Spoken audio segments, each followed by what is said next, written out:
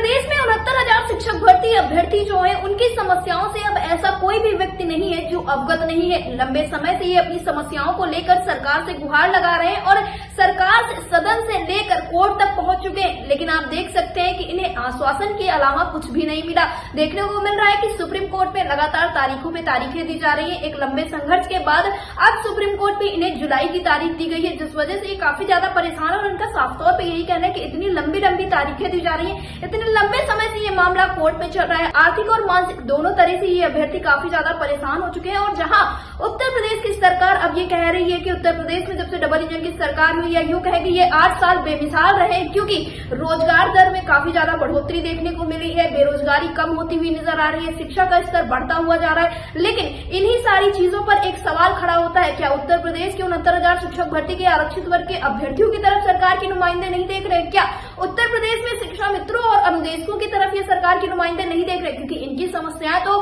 2017 से या यूं कहें कि तमाम वर्षों से जस की तस बनी हुई है, लेकिन फिर भी सरकार इन्हें आश्वासन पर आश्वासन देती चली जा रही है। एक तरफ शिक्षा मित्र 2017 से संघर्ष कर रहे हैं, दूसरी तरफ अनुदेशक भी पिछले 5-6 सालों से लगातार संघर्ष कर रहे हैं और तीसरी तरफ 69,000 शिक्षक भर्ती के अभ्यर्थी जो कि हमारे देश के युवा है, आगे का भविष्य, वो भी पिछले लगभग 6 सालों से लगातार संघर्ष कर रहे हैं। लेकिन आप देख रहे हैं कि सरकार कुछ भी नहीं कर रही है, बस कोर्ट में तारीखों पे तारीखें मिलती हैं, जिसके बाद ये अभ्यर्थी बस मायूस नजर आते हैं। फिलहाल आपको बता दें कि लखनऊ फ्रीको गार्डन में इनका प्रदर्शन लगातार जारी। इसके पहले भी लगभग 700 दिनों तक इन्होंने प्रदर्शन किया, इसके बाद अब फिर से प्रदर्शन शुरू कर दिया गया है। लेकिन आप देख रहे हैं कि सरकार की तरफ से कोई कदम नहीं उठाए जा रहे हैं और अगर सरकार समय रहते ही इन सारी चीजों की सुध नहीं लेती है तो 2027 का चुनाव सरकार के ऊपर काफी ज्यादा भारी भी पड़ने वाला है। फिलहाल 69,000 शिक्षक भर्ती अभ्यर्थियों ने आगे के लिए क्या रणनीति बनाई है, प्रदर्शन किस तरह से चल रहा है, इस विषय में बताते हुए 69,000 शिक्षक भर्ती आरक्षित वर्ग के अभ्यर्थी कृष्णा चंद्र ने क्या कुछ कहा, आप भी सुनिए। कृष्ण चंद्र जी, आपका हमारे चैनल एयरटेल टीवी पे बहुत बहुत स्वागत है।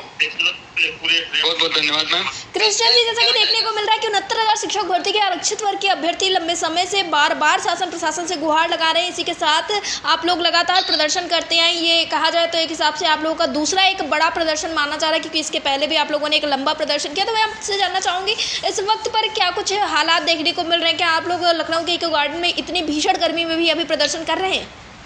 जी मैम, अभी हमारा जो प्रदर्शन है वैसे ही चल रहा है और हमारी जो मांग है, हमारी मांग सामान्य सी है कि सरकार अपना जो है सबमिशन कोर्ट में दे और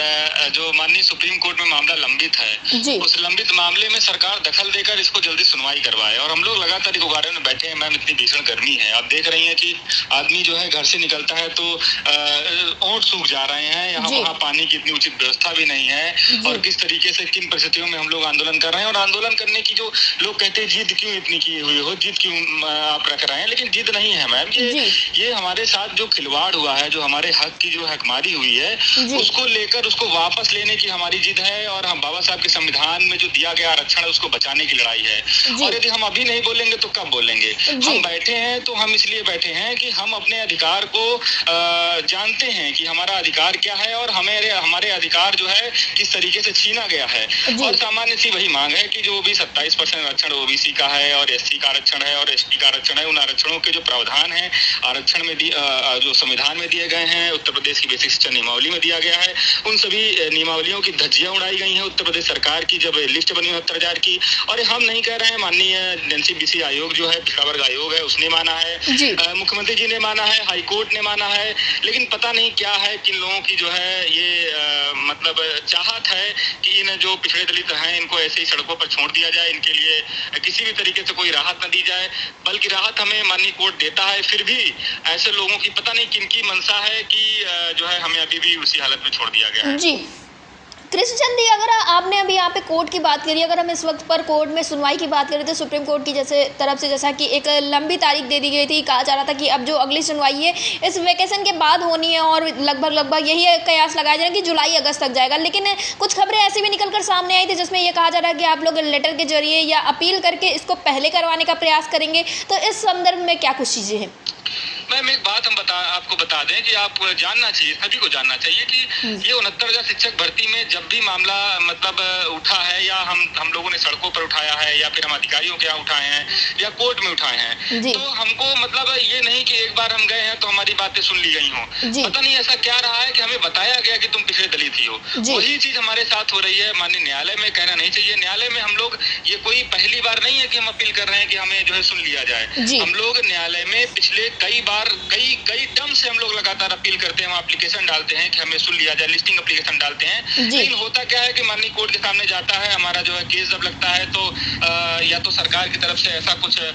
होता है कि सरकार अपना सबमिशन नहीं देती है, और कोर्ट भी ऐसा होता है कि मुझे नहीं पता कि क्या चीजें हैं, लेकिन एक लंबी डेट जो है हमें मिली है। और जबकि इस मामले में ज्यादा कुछ है भी नहीं, पहले ही दिन माननीय चीफ जस्टिस जो पुराने वाले थे उन्होंने कहा था, लेकिन हमें उम्मीद है कि न्यायालय जो भी करेगा हमारे लोगों के साथ न्याय करेगा, संवैधानिक जो नियम है उन नियमों के आधार पर निर्णय आएगा। लेकिन हाँ, हम लोग जो है तैयारी में थे कि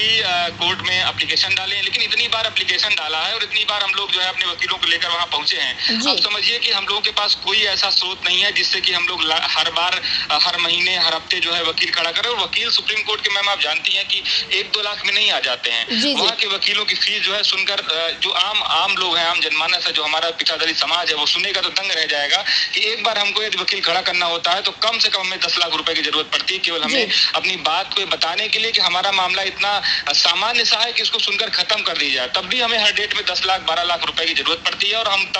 तब किसी तरीके से इकट्ठा करके अपनी बात कह पाते हैं। और जो वहाँ की जो सुनवाई की जो वहाँ के वकीलों की फीस है वो अलग अलग मतलब जो है, जब केस आपका अलग स्टेज में होता है उसकी एक अलग फीस होती है। यहाँ तक कि 25 से 30 लाख रुपए तक की भी जो है पर डेट की फीस वहाँ पर वकीलों की है। अभी इस स्थिति में हम लोग लड़ रहे हैं, और किस तरीके से लड़ रहे हैं ये हमारा लोगों का जो 68 जो भी प्रभावित लोग हैं वो जानते हैं, और उनके घरों के लोग जानते हैं। लेकिन हाँ, पूरे प्रदेश को जानना चाहिए कि लड़ाई बहुत ही ज्यादा, चाहे वो हम लोग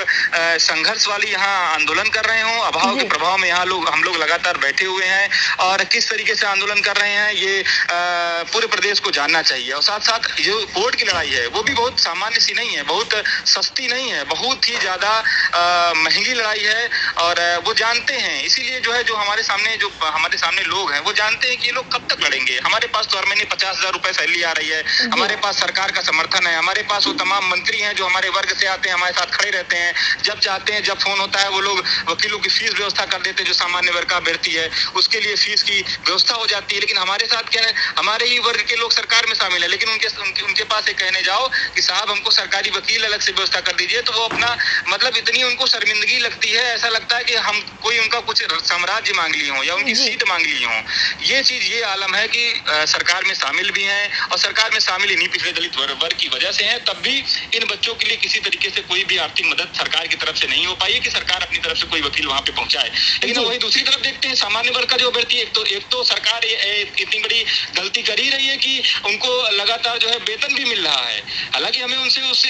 उससे कोई मतलब की दिक्कत नहीं है, ठीक है, वो उनकी गलती नहीं, सरकारी गलती की वजह से उन्होंने जो है मतलब वहां पे सिलेक्शन हुआ और नौकरी कर रहे हैं, उनको वेतन मिल रहा है। लेकिन वही वेतन हमारे लिए हमारे पांव को काटने का काम कर रहा है, और उसके साथ साथ सरकार में बैठे जो मंत्री उन्हीं के वर्ग हैं वो भी उसके बाद मदद भी कर रहे हैं। तो ये बताइए, इतनी महंगी, इतनी ज्यादा हम लोगों के सामने चैलेंजेस हैं, इन चैलेंजेस को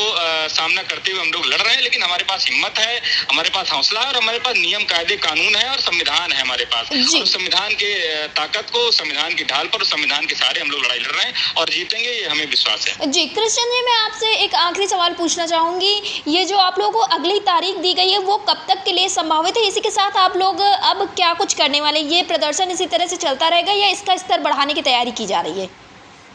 मैम देखिए, जो पहली बात तो जो न्यायालय में डेट है वो जुलाई की डेट है। अब जुलाई की डेट, अब अभी मैं आपको लास्ट वीक की लगभग डेट लगी हुई थी, लेकिन ये तो कोर्ट में जब भी मतलब वहाँ पे आएगा लिस्टिंग होके वो सामने आएगा, लेकिन जुलाई की डेट है। तो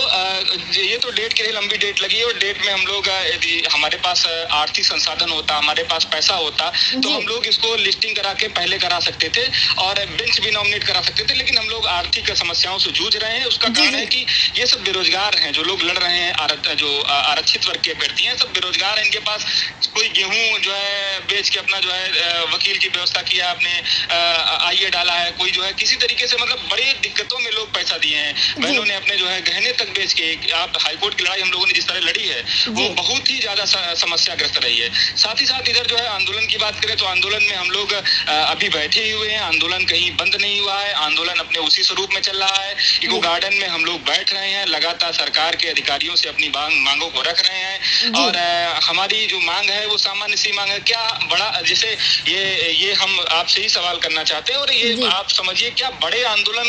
पर ही सरकार के मतलब कानों में जो है जू रेंगेगा। हम कोई बड़ा आंदोलन करें, हम कोई माननीय मुख्यमंत्री जी से उनके घरों, उनके जो है आवास के सामने जाके हम गुहार लगाएं, तभी हमारी बात मानी जाएगी। क्या न्याय की गुहार कोई सामान्य तरीके से कर रहा है, अपनी सामान्य शांति पूर्वक अपनी आवाज उठा रहा है, संवैधानिक तौर तरीकों से आवाज उठा रहा है, तो क्या वो नहीं मानी जाएंगी? क्या मंत्री जी के आवास के सामने बैठकर ही केवल न्याय पाया जा सकता है या अपनी बातों को मनवाया जा सकता है? हम अभी को गार्डन बैठे हैं, लेकिन हाँ हमारे पास रास्ते हैं, हमारे मंत्री हैं, हमारे वर्ग आते हैं, हमारे परिवारों से आते हैं, इसलिए हम उनके घरों पर भी जाएंगे, अपनी मांग को रखेंगे कि इतने लंबा वक्त हो चुका है, आखिर आप चाहते क्या हैं? बहुत ज्यादा समस्याओं में बच्चे जो हैं जूझ रहे हैं, उनके घर की आर्थिक स्थिति भी ऐसी नहीं है। ऐसे ऐसे परिवार हैं जिनके यहाँ जो है बच्चे इसी नौकरी के भरोसे थे, उनकी एज निकल गई है और वो समझ लीजिए कि लोन लेकर उन्होंने जो है बीएड की पढ़ाई किया, उन्होंने जो है सुपर टेट की तैयारी किया, लेकिन उस लोन को वो भर नहीं पाए। कारण क्या था कि सरकार की गलत नीतियों की वजह से, गलत नियमावली लगाकर गलत तरीके से जो है उनको चैन से वंचित किया गया और आज भी वो रोडों में भटक रहे हैं। और ये समझ लीजिए कि उनके घरों के लोग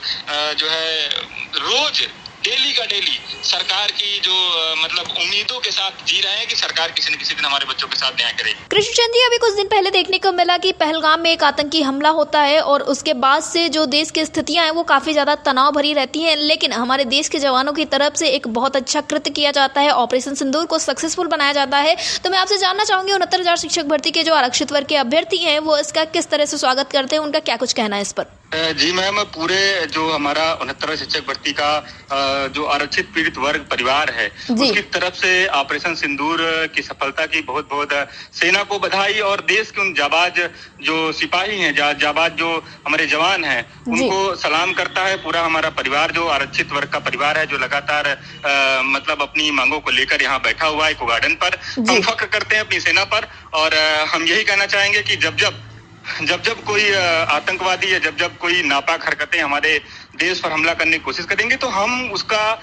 मुंहतोड़ जवाब देने के लिए हम सक्षम हैं, हमारी सेना सक्षम है और हमारी सरकार सक्षम है। हम अपने जवानों पर फख्र करते हैं और इसी के साथ हम जय हिंद बोलते हैं। जी कृष्णा जी, अटल टीवी से जुड़ने के लिए धन्यवाद। बहुत बहुत धन्यवाद।